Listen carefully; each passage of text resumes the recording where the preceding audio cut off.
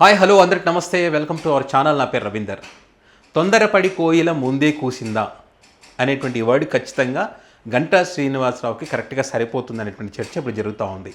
ఎందుకంటే ఏదైతే రిషికొండ వివాదం ఏదైతే ఉందో ఈ వివాదానికి సంబంధించి గంటా శ్రీనివాసరావు కొంచెం అత్యుత్సాహం చూపించారనేటువంటి చర్చ సొంత పార్టీలోనే జరుగుతున్నటువంటి పరిస్థితి. ఏదైతే జగన్మోహన్ రెడ్డి గతంలో విశాఖ రాజధానిగా ఉండబోతుంది, ఆర్థిక రాజధానిగా ఉండబోతుంది కాబట్టి అక్కడ కొన్ని ప్రభుత్వ భవనాలు ఏర్పాటు చేయాలనే ఉద్దేశంతో మరి ఆ ప్రభుత్వ భవనాలను ఏర్పాటు చేసినటువంటి పరిస్థితి. దీనికి సంబంధించి అప్పుడు టీడీపీ పార్టీ కానివ్వండి, పవన్ కళ్యాణ్ గారు కానివ్వండి, వీళ్ళందరూ కూడా వ్యతిరేకించారు. అక్కడ ఏం జరుగుతుంది వాళ్ళ కోర్టులో కూడా వెళ్ళినటువంటి పరిస్థితి.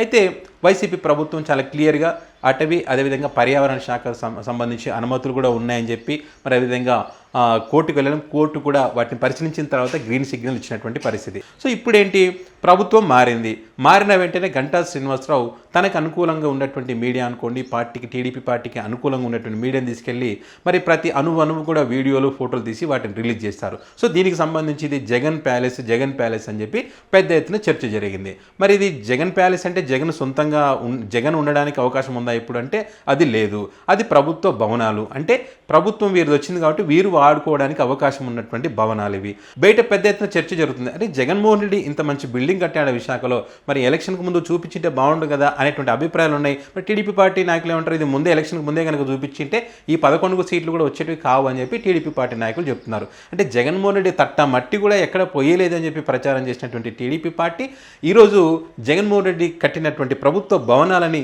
పెద్ద ఎత్తున ఆ పార్టీ ప్రచారం చేసింది. సో అది ప్రజలకు పాజిటివ్గానే వెళ్ళింది. అంటే ప్రభుత్వ భవనాలు అంత మంచిగా కడితే తప్పేముంది అనేటువంటి అభిప్రాయాలు ఉన్నాయి. ఎందుకంటే వేల కోట్లు ఖర్చు పెట్టి అమరావతిలో వర్షం వస్తే కారేటువంటి భవనాలను నిర్మించినటువంటి తాత్కాలిక భవనాలను నిర్మించినప్పుడు మాట్లాడిన వీళ్ళంతా కూడా మరి ఈరోజు ఎందుకు ఈ రకంగా మంచి బిల్డింగ్, శాశ్వతమైనటువంటి మంచి బిల్డింగ్ కడితే ఎందుకు ఈ రకంగా ప్రచారం చేస్తున్నారనేటువంటి అభిప్రాయాలు ఎక్కువ వచ్చినటువంటి తరుణంలో ఈ చర్చకి కారణమైనటువంటి గంటా శ్రీనివాసరావు మీద చంద్రబాబు నాయుడు ఫైర్ అయ్యారనేటువంటి వార్త ఇప్పుడు చక్కర్లు కొడుతుంది.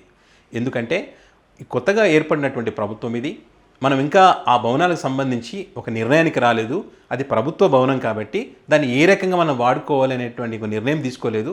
అసలు ఎవరితో చర్చించకుండా అలా సొంతంగా వెళ్ళి దాని మీద ఇంత పెద్ద ఎత్తున వివాదం చేయడం వెనుక ప్రభుత్వానికే చెడ్డ పేరు వచ్చింది.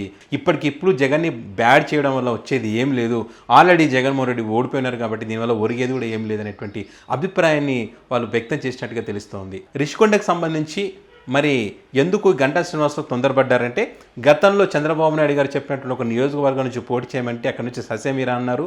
తనకి ఇష్టమైనటువంటి నియోజకవర్గంలో పోటీ చేశారు, గెలిచారు కూడా. ఇప్పుడు టీడీపీ పార్టీ ఊపులు అనుకోండి, ఇంకో రకంగా అనుకోండి, గెలిచారు మొత్తానికైతే. సో అట్లా నెగిటివ్గా ఉన్నటువంటి, తన మీద నెగిటివ్గా ఉన్నటువంటి అభిప్రాయం పాజిటివ్గా మారాలంటే జగన్ని బదనాం చేయాలనే ఒక ఉద్దేశంతోనే ఆయన ఈ రకంగా తొందరపడ్డారనేటువంటి చర్చ కూడా ప్రస్తుతం ఉందన్నమాట. ఈ వివాదానికి సంబంధించి ఇక్కడితో ఫుల్ స్టాప్ పెడతారా, ఇంకా దీని గురించి పెద్ద ఎత్తున చర్చలు మొదలు పెడతారనేది చూడాల్సింది.